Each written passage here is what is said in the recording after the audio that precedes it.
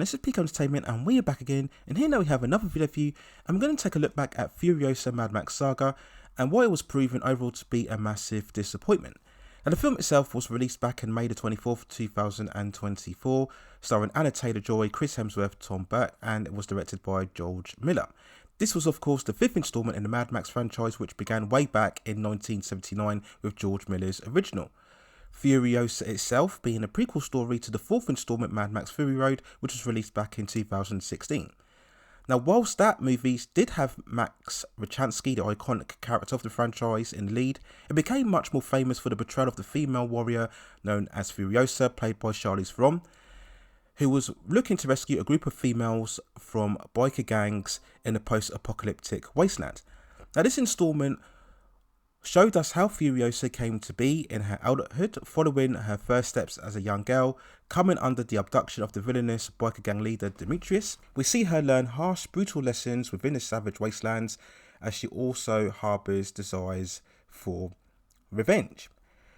Now when I look back at Furiosa, I remember not having any excitement at all when the project was initially announced, as I felt it was just the latest in a long line of unnecessary cash grab prequels to iconic franchises. Choosing to tell backstories, as that's far easier to fall back on an established universe rather than going forward with newer stories and newer characters.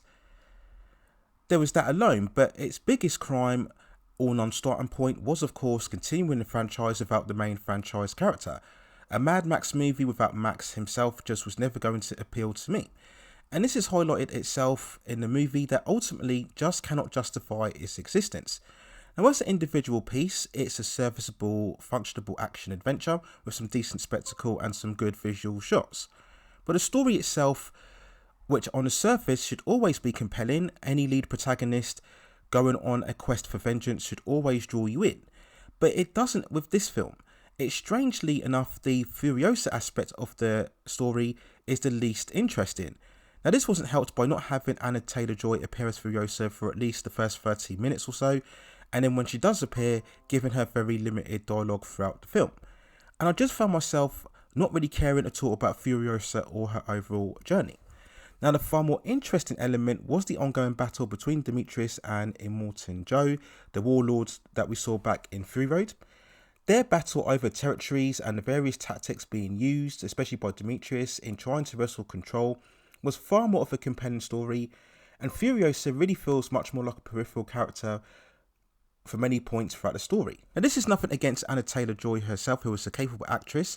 I think it was just the way that the character was written, and I would have preferred far more of a much more tribal warfare element where we have various warlords going against each other in the eternal quest for more gasoline.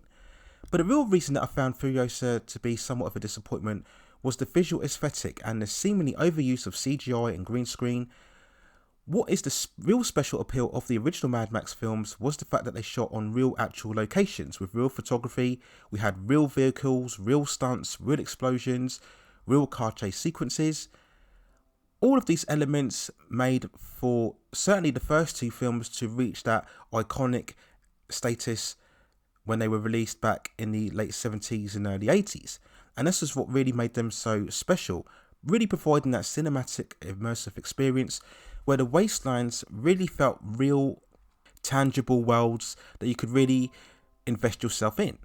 But with Furiosa, the artificiality here is all too obvious, with the overcoloured, sharpened HD filters, the CGI backgrounds, and it just gives it a real cartoonish, plastic, artificial feel that's so glaring that it really takes you out of any investment in any of the action sequences that take place. A lot of the time you just don't believe that these vehicles are actually real or actually smashing against one another. And this was really the same issue that we had here also with Fury Road. Whilst it all looks good, again aesthetically, it has much more of that computer game feel to it, and that's not really what the Mad Max films were about. Now we do understand that using these HD green screen filters and backgrounds makes it a lot easier for the actors and is certainly a lot safer, but filming the natural elements as much as possible is so vital in any type of filmmaking, especially when you're talking about the Mad Max films. Now in terms of the performances, everybody was fine. As I mentioned before, Anna Taylor-Joy really does nothing wrong. Of course, she doesn't have the fierce presence of Charlize Theron from Fury Road, but again, the way that the story is written, it wasn't really enabling Taylor-Joy to have that same type of impact.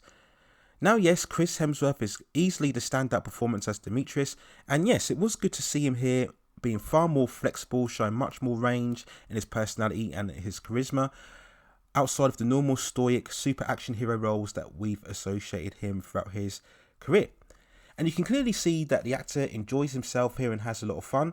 But again, as a villain, Demetrius can still come across much more of a cartoonish, buffoonish type of character. It's almost as if Chris Hemsworth overdoes it too much with the theatrics and the mannerisms. This is a villain that doesn't have the threat level that you should expect from him. And the whole experience just really falls flat, especially when we get a really overextended final confrontation between both hero and villain. And this is when the movie should really hit that really exciting, intense height, but it never manages to do that. It just really feels a lot underwhelming, like a lot of the film itself. And the whole idea of a Mad Max film without Mad Max proved to be ultimately a bad move when we look at its overall box office performance, where Furiosa only managed to gross 173.8 million worldwide from a huge budget of around 168 million, proving to be one of the most massive underperformers of 2024. And it really was just another example of a studio underappreciating, underutilizing its franchise by not using a lead character. Now, yes, Tom Hardy is a great actor, and he was largely marginalized in Fury Road in the presence of Charlize Theron. So if he didn't indeed want to return, you could have easily got another actor to play this character. Personally, I wouldn't have been completely adverse into bringing back the iconic Mel Gibson in the lead role, playing a much more older, grizzled type of character, and we could have had an unforgiving type of conclusion for Max as a personality. But instead, they just generate pointless, unnecessary spin-offs, again adopting that much more franchise product mindset rather than building a true cinematic universe. And I do believe that a great Mad Max movie could be made in the future once more, very much in the same spirit as the first two films, but you really have to understand what made the first two films so special. And that's really surprising, as these films came from George Miller himself. But sadly, Furiosa proved to be a massive disappointment and really a misuse and potential of a great character and also a great action franchise. So here's my other thoughts and feelings when looking back at Furiosa, a Mad Max Saga from 2024. Let me know what you think in the comments below, and if you have any other movies, television series, or any other issues or topics within the pop entertainment and culture scene that you'd like to see me cover within this channel, then also drop me suggestions within the comments, and I will see if I can provide further commentary for you on that subject matter within the future. Please consider hitting like the subscription and notification buttons so I can provide you more high quality content like this in the future. But that's it for now. Take care of yourselves, and I will see you very, very soon.